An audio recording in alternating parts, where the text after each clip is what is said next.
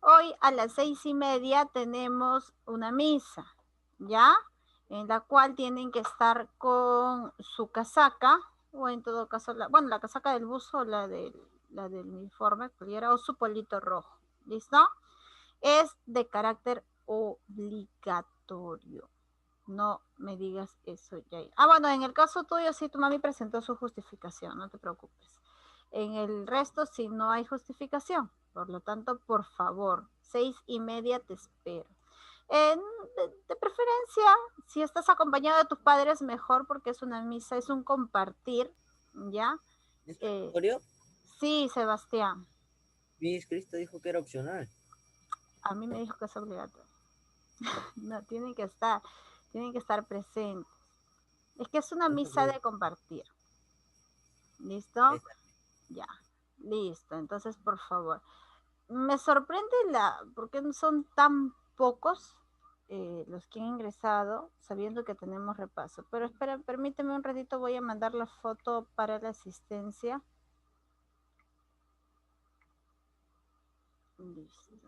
O a esa hora tienen el curso, creo, de la profesora Daniela. No, Sebastián, ¿se cruza con algo?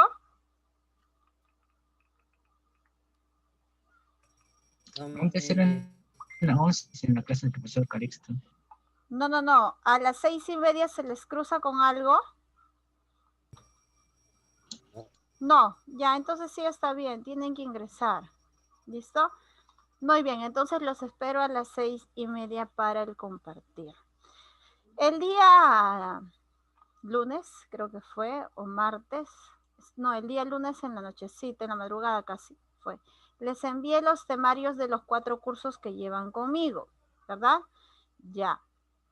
Fuera de ello, también les había dejado trabajamos el día lunes, la tarea está ¿hasta qué día les dejé lo de la semana de Adviento? Sábado. Sábado, ya, me lo envían porque yo le tengo que reenviar esa actividad a mi Cristabel, ya que es el curso que corresponde. Ojo que yo voy a enviarlo el domingo temprano, como les he dado de plazo hasta el sábado, el domingo temprano lo envío. Así que por favor, ahí pendientes en la plataforma. Bien, el día lunes les envié el temario de los, valga la redundancia, de los temas que se van a tocar en el examen final.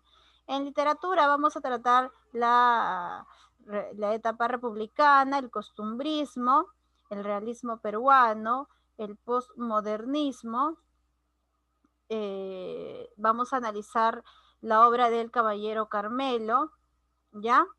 El indigenismo, la narrativa de la generación de los 50, 60 y finalizamos con Pablo Neruda y algunas preguntas del poema 20, ¿ya? Entonces, para recordar más o menos, me imagino que ustedes ya han estado repasando, vamos a hacer algunas preguntas para poder, en todo caso, hacer que este repaso funcione. Ojo, si no han revisado el material y no han estado estudiando, ahí sí va a haber problemas, porque un repaso no podríamos pensar que estos 6 temas se van a volver a tocar en esta clase porque el tiempo no lo permitiría. Lo que vamos a hacer en esta clase es hablar algo rápido de algo que ustedes, me imagino, ya han repasado, ¿ya? Entonces, el primer tema que está mencionado en el temario es literatura republicana, el costumbrismo, que surge más o menos ¿en qué año? ¿Recuerdas? La literatura del costumbrismo, ¿más o menos qué años bordea? Ya, más o menos están entre 1828 y 1848. ¿Listo? Es la primera corriente literaria en el Perú. Recuerda que las corrientes literarias por lo general se desarrollan antes que en nuestro país, en otros países, en Alemania, ¿ya? Y después ya de forma tardía llega al Perú, incluso sus características también. Pero si hablamos de una de las corrientes literarias que haya llegado primero al Perú y se haya desarrollado aquí, tenemos el costumbrismo, o en todo caso, claro, el costumbrismo, que es la primera que se desarrolla, que tiene equivalencia más o menos al modernismo de Rubén Darío, ¿ya? Características del costumbrismo. ¿Qué les coloqué? Literatura republicana del costumbrismo. Características. A ver, si yo te hablo del costumbrismo, ¿a qué tipo de costumbrismo nos vamos a referir? ¿A la andina o a la criolla? ¿La criolla? Criolla, ¿no es cierto? Y si hablamos de la criolla, es las costumbres y el estilo de vida de, en este caso, la población de la capital o de las regiones. De la capital. De la capital, que describe las costumbres, ¿no?, del Perú y de la urbe, que es la localidad, el lugar donde vamos a centrarnos, en este caso la capital, que se dice que las costumbres limeñas son pintorescas, son humorísticas, son coloridas. Incluso habíamos mencionado, recuerdo en aquella vez que tocamos el tema, que se decía que Lima era uno de los bueno, tenía una de las costumbres muy pintorescas, ¿no? Su forma de vestir era muy colorida, incluso lo relacionaban con el término de pronto guachafo, ¿no? Dentro de la diferencia del resto de corrientes literarias. ¿Qué más? Si hablamos de las costumbres, hablamos de la parte moral, de la realista y lo satírico, que era en aquel entonces las costumbres limeñas, ¿no? Que es donde se centran más o menos las tradiciones de Ricardo Palma también, donde se cultiva el periodismo, el teatro y la parte lírica. ¿Cuál es el objetivo del costumbrismo?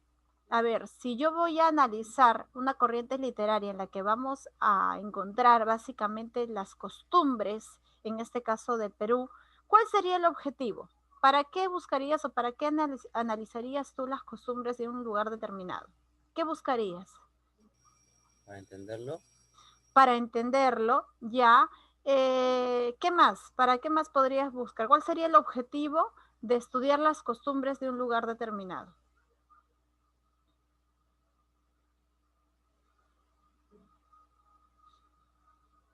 Para estar más informado. A ver, ya también cuenta, por ejemplo, ustedes llevan el curso de historia, de geografía, ¿no? Vamos a centrarnos en historia, por ejemplo.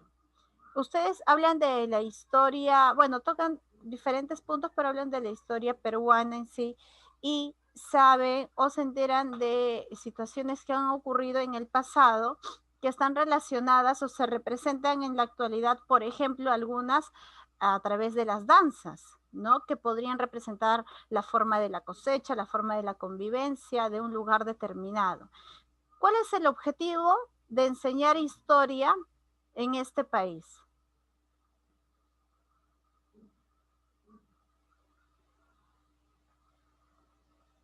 ¿Cuál es el objetivo de que ustedes aprendan historia? Conocer lo que pasó. Conocer lo que pasó.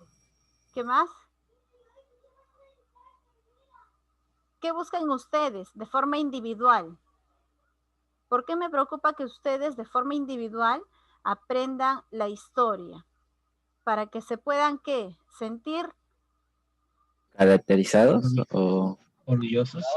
Identificados. Claro, tú buscas el estudiar las costumbres o saber el antepasado para que de alguna manera veas la relación con la actualidad y te identifiques, ¿ya? De esta manera se mantiene la identidad nacional, porque de lo contrario, pues estaríamos perdiendo esa base y sobre todo, ¿no? Si hasta ahora, por ejemplo, se buscan las danzas imponer dentro de un colegio o tratar de colocarlo como un tema recreativo, no es tanto por la parte física que tú podrías proponer al momento de bailar o de danzar, sino es más porque detrás de esa danza hay una historia, hay una región, hay un departamento específico que a través de esa danza enseñaban o te dan a conocer parte de su cultura. ¿Listo? Entonces buscamos la identidad, es uno de los objetivos del costumbrismo. ¿Qué más? Buscas la afirmación nacional. Buscamos, a ver, si estamos hablando entre 1828, ¿qué pasó en 1821? ¿Recuerdas? independencia? La independencia, pero ya no estamos en 1821, estamos en 1828. ¿Qué buscamos? Consolidar. Ya tenemos la independencia, ahora lo que vamos a buscar es consolidar lo que ya tenemos. ¿Listo? Reafirmar esa independencia que ya se nos dio. Esa es una vertiente de la literatura republicana, que es el costumbrismo, y esta a su vez se subdivide en dos, que es el criollismo y el anticriollismo. Si hablamos del criollismo, resaltaba un personaje principal. ¿Quién es el representante del criollismo, autor de Ñacatita?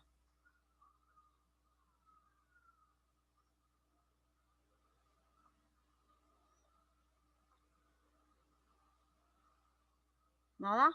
Si en el examen viene representante del criollismo, autor de Ñacatita, o también autor del Sargento Canuto, llamado el padre del Teatro Nacional. ¿Quién es? ¿Qué personaje se te viene a la cabeza?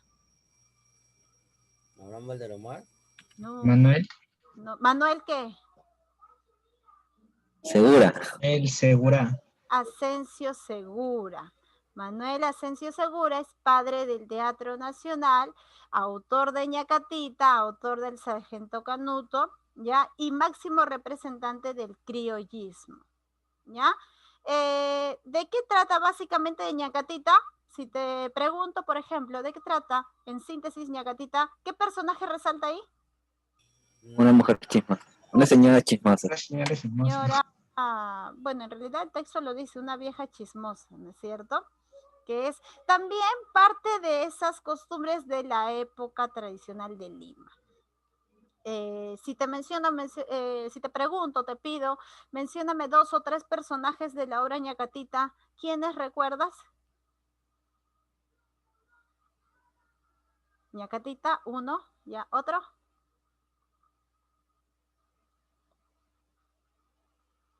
Ah, ya, hay que Doña Juliana. Ya, Juliana, listo, que es la, doña Rufina, Y doña de Juliana. Rufina. ¿Y quién es el Don enamorado? José.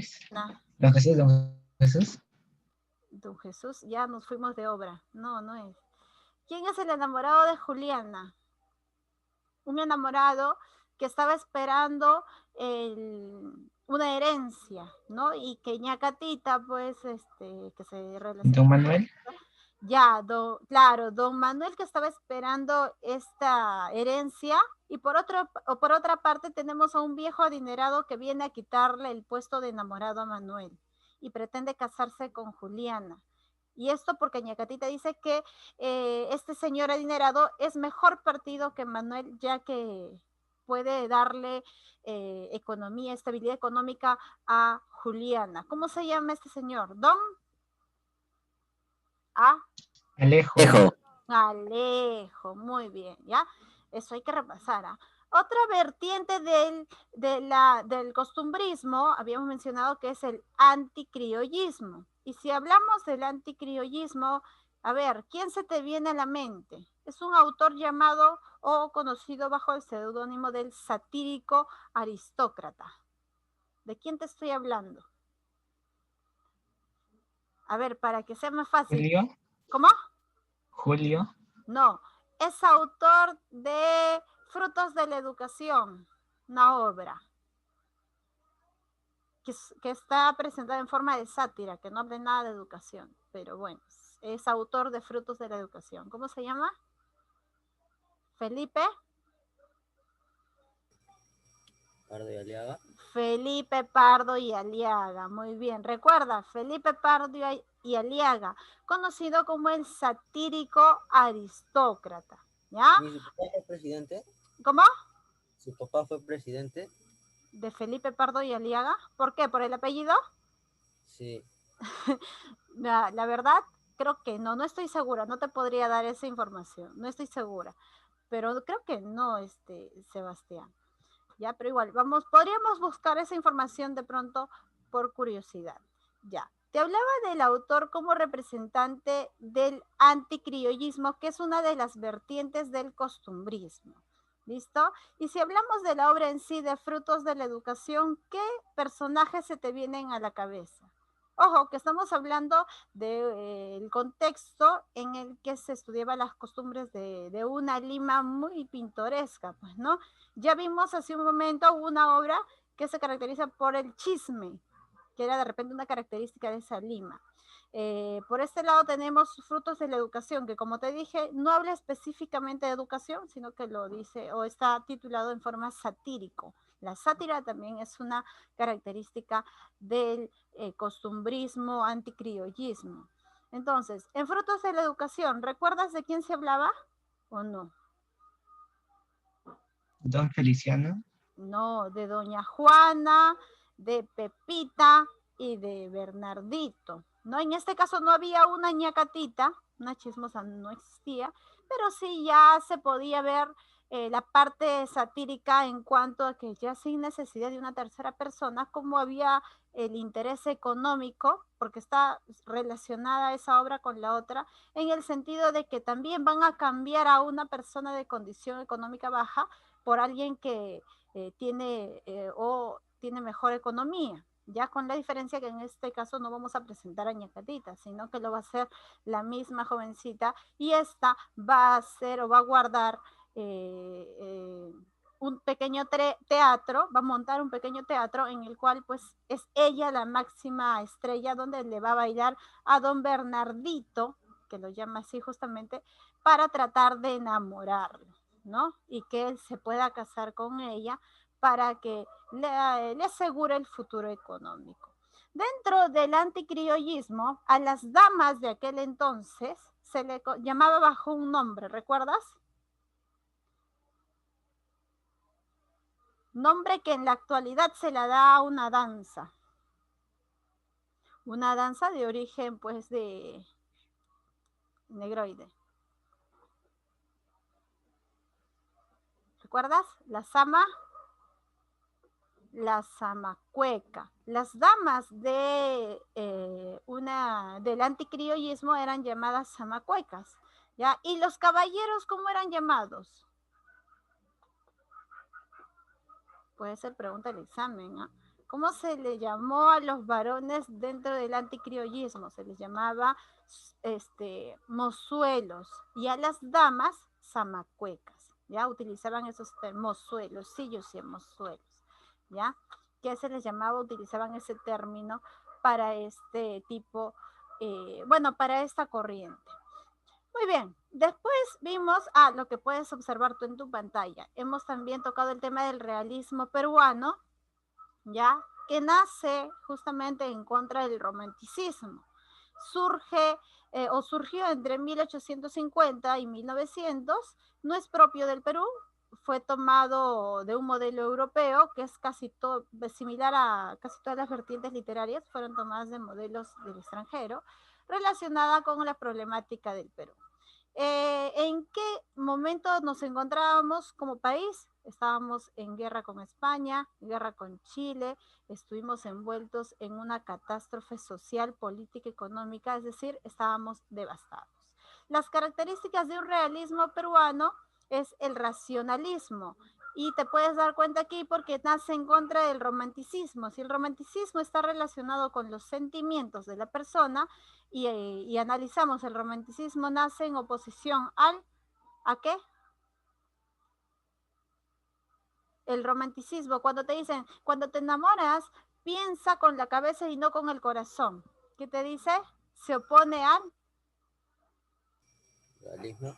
No, el romanticismo se opone al realismo, claro, y se opone también a la razón, ¿ya? En este caso el realismo, por ejemplo, va a tener como característica la razón, el racionalismo, el nacionalismo, el apogeo por el presente, la temática del indio y la postura crítica y analítica. Si teníamos que recordar autores, aquí están dos, por ejemplo. Manuel González Prada y Clorinda Mato de Turno. ¿Listo? Cada uno de ellos con su aporte individual. Ojo que no se trata de repetir la clase, se trata de solo recordar puntos exactos que podrían venir en el examen, ¿ya? Si te he pedido a ver un análisis de la obra Ave sin nido, ¿te acuerdas? ¿Te acordarás todavía o ya no te acuerdas? Ya, hay que repasar Ave sin nido, porque va a venir un análisis, o si no son análisis, por ahí que te viene un breve resumen de qué trata esta obra, ¿ya? Así que es necesario. ¿De qué trata? Básicamente es, por ejemplo, como la pregunta que te hice hace un momento, ¿de qué trata ñacatita? Ah, trata de una vieja chismosa, ya así en síntesis nada más. ¿De qué trata Aves sin nidos? Una respuesta así, básica. Si hablamos de Manuel González Prada, hay que mencionar la trilogía de este, en el que, ¿a qué se refiere con trilogía? ¿De qué viene? Es. De tres. ¿Tres qué?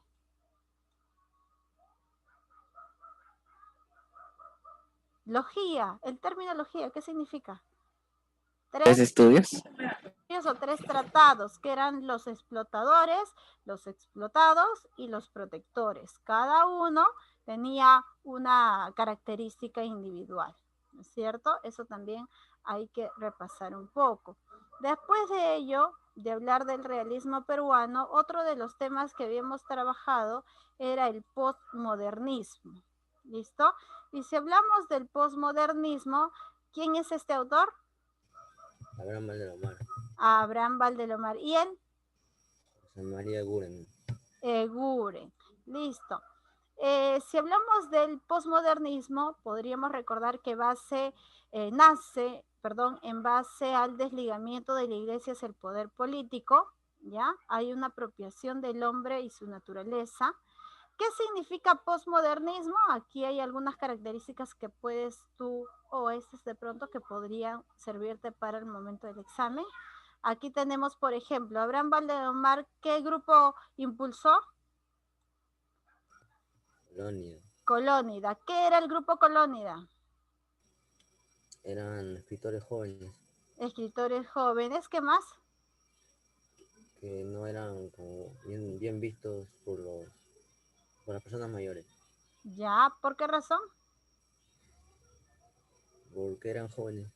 Porque tenían ideas innovadoras y de pronto los escritores anteriores ya tenían tipo un estilo, ¿no? En la que es como en realidad la mayoría de las personas que se acostumbran a un estilo, el innovar les cuesta trabajo y en lugar de innovar prefieren quedarse en lo tradicional.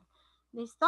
Entonces tenemos a Abraham Valdelomar como el precursor o el impulsor del grupo Colónida y tenemos al representante del simbolismo a José María Eguren, ¿no? Bien, entonces si en el examen podría preguntarte quién es el representante del simbolismo, ya tienes el dato. Si te pregunto qué fue el grupo Colónida y quién lo impulsó, también ya tienes el dato, ¿ya? ¿Cuál es el estilo que se escribía o se consideraba dentro del grupo Colónida? Aquí tenemos, el estilo era la inquietud innovadora, las ganas de innovar, las nuevas ideas, las nuevas propuestas, la peruanidad, el ruralismo, abordar temas familiares, la nostalgia provinciana, la obra confidencial, vivencial.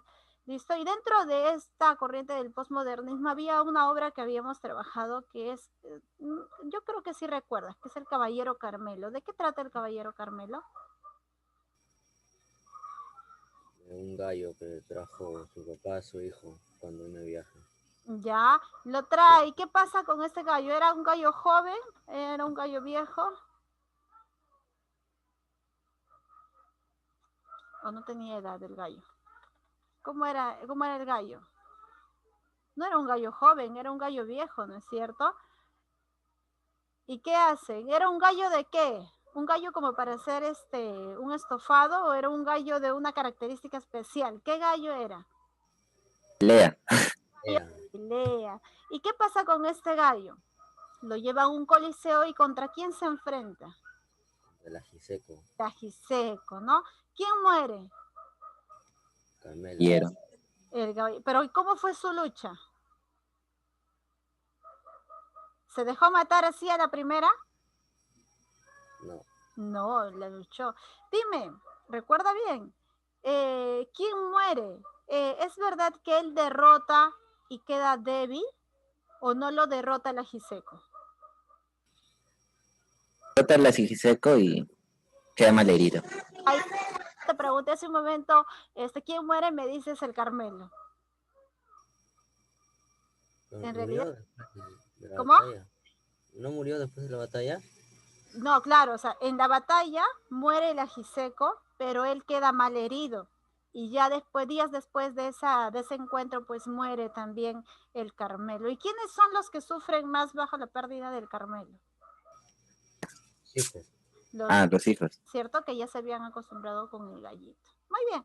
Entonces, preguntas básicas de ese tema que veo que no hay problema. Otro es, va a venir también, eso creo que no está, no lo he puesto aquí. Ya, el indigenismo.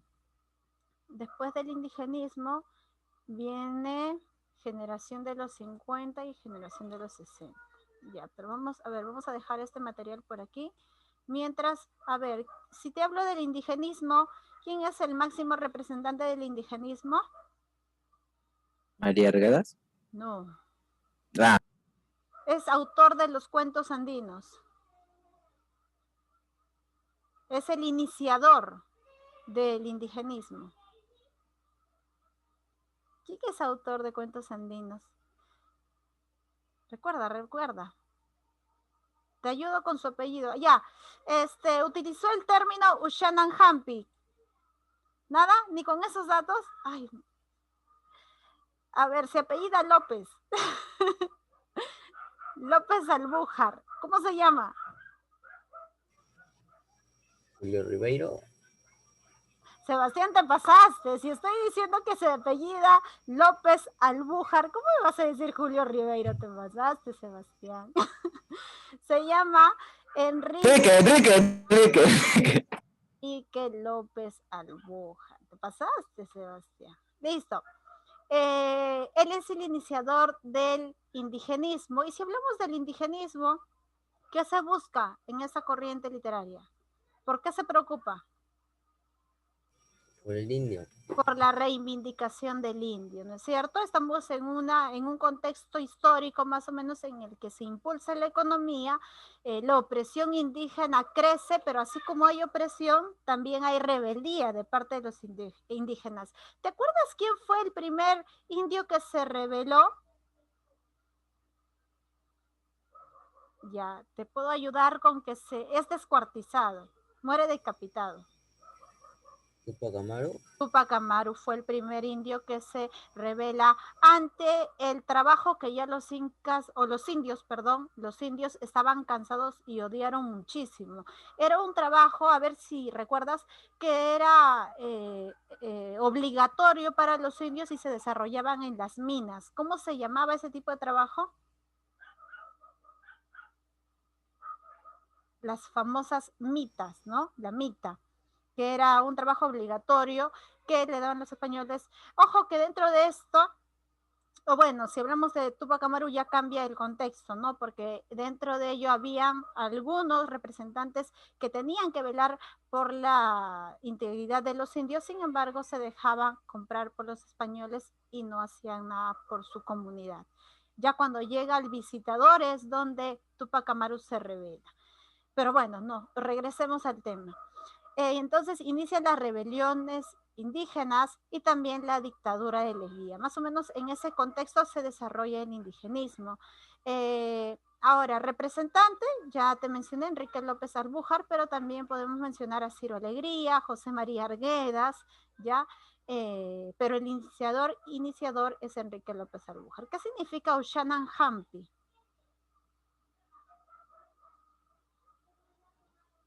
Ya, más o menos te puedo ayudar. Si hablamos de Ushananhampi, en este pueblo estaban cansados de la injusticia, justamente también relacionado con los indios, ya, y ellos como ya estamos dentro de un contexto en el que ellos se están rebelando, ya, cuando ven demasiado abuso, no ven mayor forma de poder, de alguna manera, salvaguardarse, entonces ven por conveniente rebelarse y a estas personas, a sus opresores, terminan matándolos. Entonces, si terminan matándolos porque ya no ven ninguna forma o otra forma de salida, ¿qué significa Ushananhampi?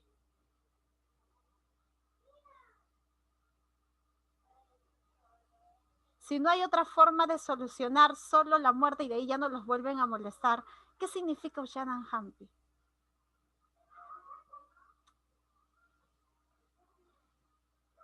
El último remedio. Revolución. No, revolución no, significa el último remedio, es decir, ya no hay más forma de podernos salvaguardar, entonces el último remedio es, ¿qué es? La muerte, para estos opresores que tenían ellos, ¿ya? Eso significa Ushanan Hampi, no te olvides, ¿ah? Porque eso sí viene en el examen.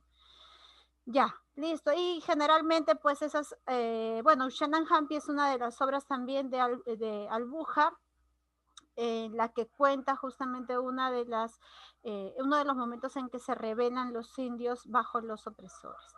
Otro de los temas que está considerado para este examen final es la generación de los 50. ¿Por qué se le denomina generación de los 50? Porque todos nacen en el año de 1500 para arriba. Más o menos todos dentro de esa generación tienen similitud de edad, ¿no es cierto?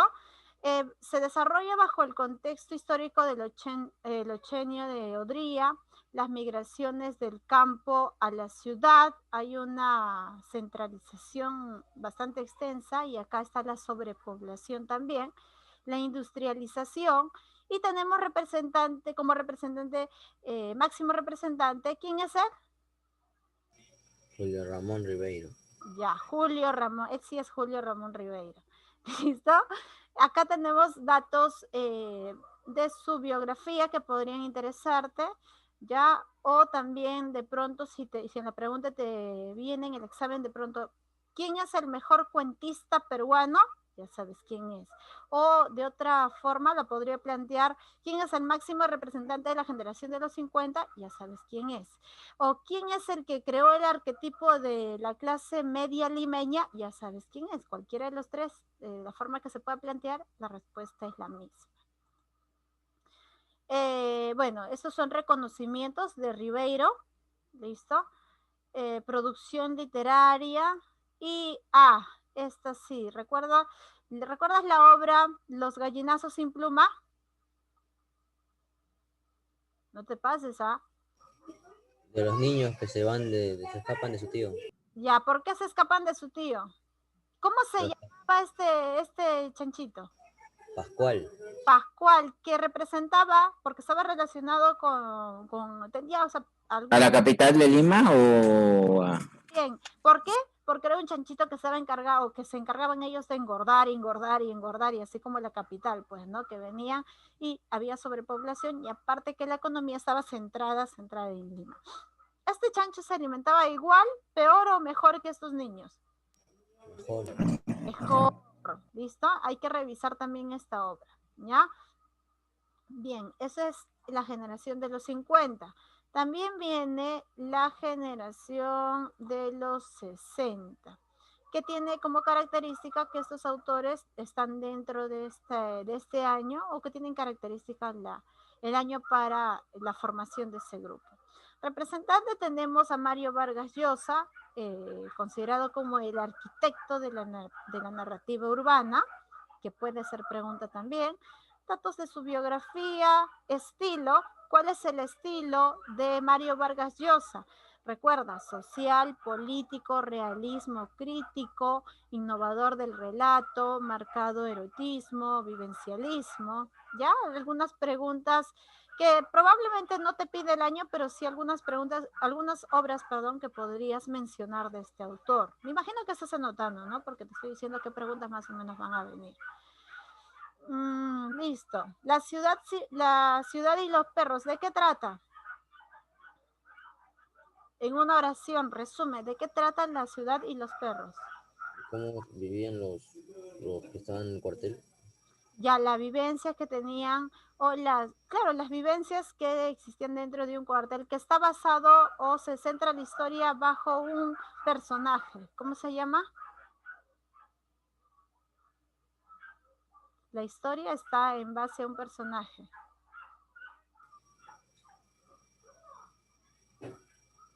Hay que revisar. Hay que revisar, eso sí también lo hemos hablado. Datos generales de la obra también te puede venir, como el género narrativo, especie novela. Probablemente los personajes te vengan, pero para relacionar, así que recuerda. Jaguar, ¿quién era? El líder del círculo. El esclavo, llamado el esclavo, ¿quién era? El cadete Arana. Esto puede venir para relacionar. ¿Listo? Y finalmente, lo que viene también es el poema 20. ¿Quién escribió el poema 20? Pablo Neruda. Pablo Neruda. Ya puede venir preguntas relacionadas al autor o también ya, bueno, no me queda tiempo, preguntas relacionadas al poema. ¿De qué trata el poema? ¿Cuántos versos tiene? ¿Cuántas estrofas tiene? ¿Ya? ¿Para quién va dirigido el poema? Son preguntas que podrían venir relacionadas a este tema. ¿Listo, chicos? Muy bien. Entonces, tengo un minuto, nos vemos el día de hoy a las 6:30, los espero. Ya yo voy a enviar el Zoom o el link una hora antes de esta reunión, a las 6:30, a las 5, a las 5, 4:30 por ahí les mando. Ya les dije, si no es con la casaquita, por ahí con el polito también no hay problema. ¿Listo? Que tengan buen día, cuídense. Y el video de Cívica ya está en la plataforma para que puedan revisar. ¿Listo? Cuídense, chicos. Chao. Nos vemos el día lunes. Ya, Chao, ya. Miss. Este,